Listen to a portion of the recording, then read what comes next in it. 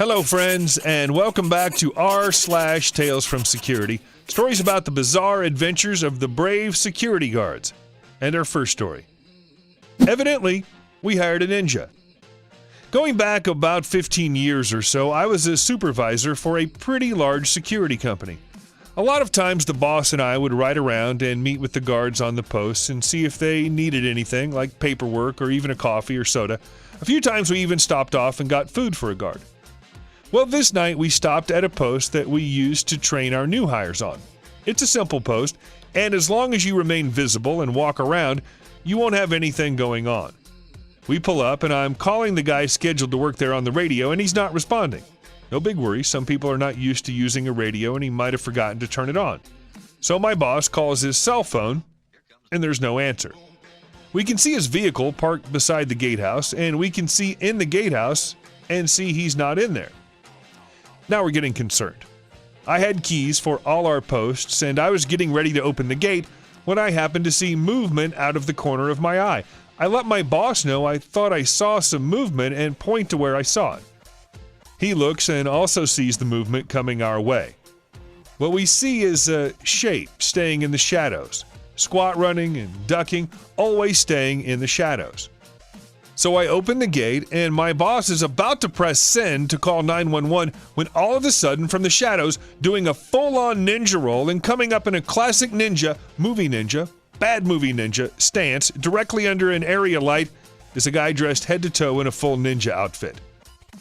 I'm talking belt with throwing stars, twin swords across his back, mask covering his face. He even had the shoes with the toe thing on them. Oh, and he even blacked out his skin where the mask didn't cover. So he's standing there holding his pose, and he recognizes me and goes, "Oh, hey there." And he gets up and walks over to the gate. The boss and I are a little shocked at this. Me. Please tell me you're at least wearing your company uniform under that. Ninja. Well, no, I left it at home. Me. At home. You understand we issued you a uniform for a reason, right? Ninja.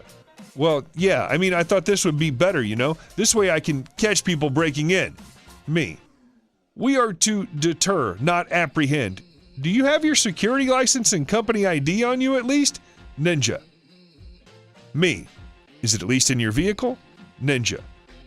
Well, no, it's at home also. All this time my boss is quiet, and knowing him like I do, he was mad. Very mad. Boss, you have 15 minutes to go home and get into your proper uniform and put your ID and license on your person. If you're not back here in 15 minutes, don't bother coming back and turn in your equipment tomorrow at the office. My own opinion, ninjas are way cooler than guards. If he wears his swords while wearing a guard uniform, he'll just look stupid. And our next story. Sorry, I can't let you in. Sorry, it's been a while. Life just happened. I'm sure you know how it is. This is a simple story, but it never fails to make me laugh. Hope you enjoy. This happened in early 2018. The plant had just started to undergo renovations, and part of those renovations involved knocking part of the perimeter wall down to make way for a new driveway. Now, I have no problem at all with this. I did my patrols as scheduled and watched the wall carefully. The power company told the construction company that they had to hire their own security for that hole because it was unguarded, and they really wanted my post to be at the front gate. So they complied. So those security guards had to be signed in as they didn't yet have their own badges, and the company wanted a record of them for liability. Sure, I can do that. I asked them for their IDs and gave them a temp badge every time they changed their shifts, except for one guy. Let's call him Kevin. This guy showed up, and I told him that I needed his ID for the record. This was the conversation that followed. Kevin, I'm not giving you my ID. Me. I don't know who you are. I can't let you in without it. Kevin. Well, my name's Kevin. Let me in. Me. No, sir. I need some ID for verification. Kevin, now looking super angry, and I need your manager's phone number. Now it's like 3 a.m. My manager is not awake and gets grumpy when we call him too early. But I comply, I give him my manager's number, and I call corporate and explain the situation. So while he leaves my boss a message about how much of a bastard I am, I've got corporate security on the line telling me not to let him in. That they'll call my manager and explain the situation and also send him the security video for reference. So this guy who's now late to his shift and I are having a stare down after he gets off the phone, and after a few minutes, my very tired manager calls and requests to be put on speaker. I do, and he tells me to call the police if the guy won't either A, leave, or B, give me his ID so that I can sign him in. He hears this and goes wide-eyed, like a deer in the headlights, LOL. So finally, 20 minutes later, he reaches into his wallet, pulls out his ID, and gives it to me. I sign him in and let him through. Little did he know that I was also the one in charge of getting new badges for the entire plant, so guess who didn't go in the system for like another 3 weeks? And guess who had to badge him in every time? A minor thing to me, but he was pissy every time.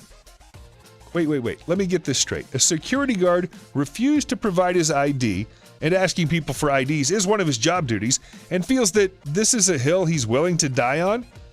How? Why does he even have a job? Okay, next story. Oh, thank God you didn't hear it. Folks, I'm still laughing my butt off over what just happened to me. I'm working the back gate until close tonight when a resident walks in the gatehouse to give me information on a guest she wants let in for tomorrow. I'm writing down her information as she's talking when all of a sudden the water cooler lets out a gurgle. The woman, elderly, over 70, stops in mid-sentence, her eyes go super wide, places a hand on her stomach and says, "I'm so sorry, I didn't think it was going to be that loud."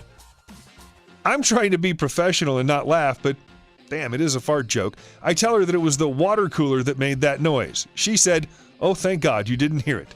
As soon as she said that, she smiled, waved goodbye, and left. I'm dying here. Can't stop laughing. So the mythical female fart eludes us once more. And our next story. The big red button does what it's intended. I work in airport security checks, basically what the TSA does in the US, except in my country it's handled by contractors for the state police. While many passengers are completely spaced out and oblivious during my morning shifts, can't blame them, they have to check in 2 hours before their morning flight, an ignorant old lady took the cake today. As most big machinery, our luggage x-rays have emergency shutoff buttons. Big red buttons that you have to push in that will immediately shut off the entire x-ray machine. One in front, one at the back, one at the control panel. They also have a sort of clear plastic tunnel around the conveyor belt to keep passengers from sticking their hand through the lead curtain into the machine. Now, Old Bag, let's call her Wendy, and her gaggle of friends have already taken their sweet time while unpacking their stuff and badgering the heck out of my colleague in the front with questions and remarks without giving her a chance to answer. Wendy already stuck out as particularly unpleasant. "What do you mean I can't take my big water bottle? I've always had it in my carry-on. What is this newfound liquid regulation? It's been 12 years since the EU-wide introduction of that, but I guess clocks tick differently at this age." Now our gaggle is finally past the metal detector when the X-ray suddenly stops responding to inputs. I press the button for moving the conveyor, nothing. Try again, nothing. Coworker makes a joke about me, presses buttons, nothing. A minute or two later, the machine displays the shutoff screen. Oh crap, these things take a few minutes to turn on.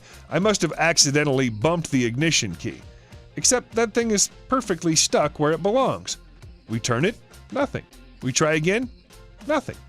Wendy keeps muttering towards her gaggle about how useless and lazy staff is.